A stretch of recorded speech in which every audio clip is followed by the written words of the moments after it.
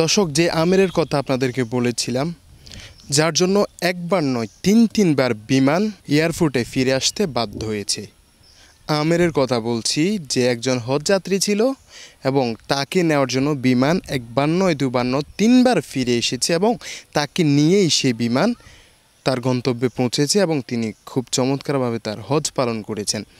সেই আমের ইন্তেকাল করেছেন। ইন্না লিল্লাহি ওয়া ইন্না ইলাইহি রাজিউন। তার জীবনের শেষ হজ এবং মৃত্যুর আগে তাকে যে আল্লাহ এমনভাবে কবুল করেছে সেটা আসলে নজিরবিহীন।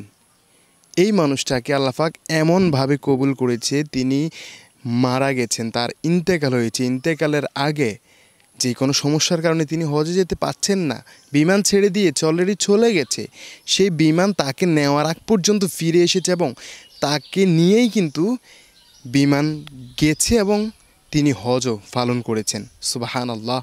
এমন দৃষ্টান্ত এবং এমন আল্লাহওয়ালা ব্যক্তি ইন্তেকাল করেছেন।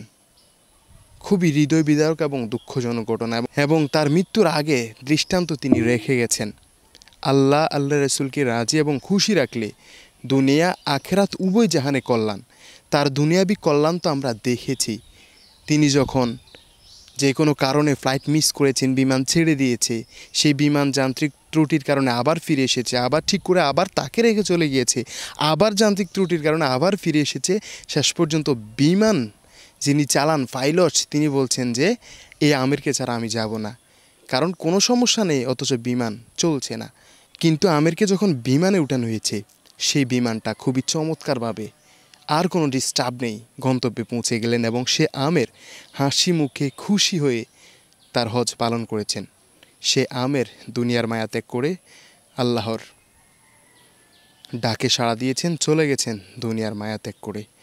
যাওয়ার আগে পৃথিবীতে উজ্জ্বল দৃষ্টান্ত রেখে গেছেন। যিনি আল্লাহ এবং আল্লাহ রাসূলকে খুশি রাখেন, তার জন্য দুনিয়াতে শান্তি, পরকালেও শান্তি।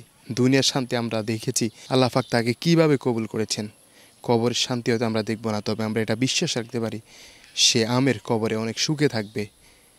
আল্লাহ এবং আল্লাহ রাসূলকে যেই রাজি খুশি করাক, তার জন্য শান্তি, সুখ, অভাব হবে না দুনিয়াতে এবং আখেরাতে।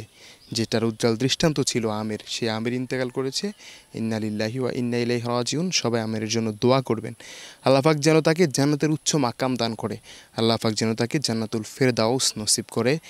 আমের দৃষ্টান্তে নিজের জীবনকে পরিবর্তন করুন, আল্লাহ এবং আল্লাহ রাসূলকে রাজি খুশি রাখার চেষ্টা করুন।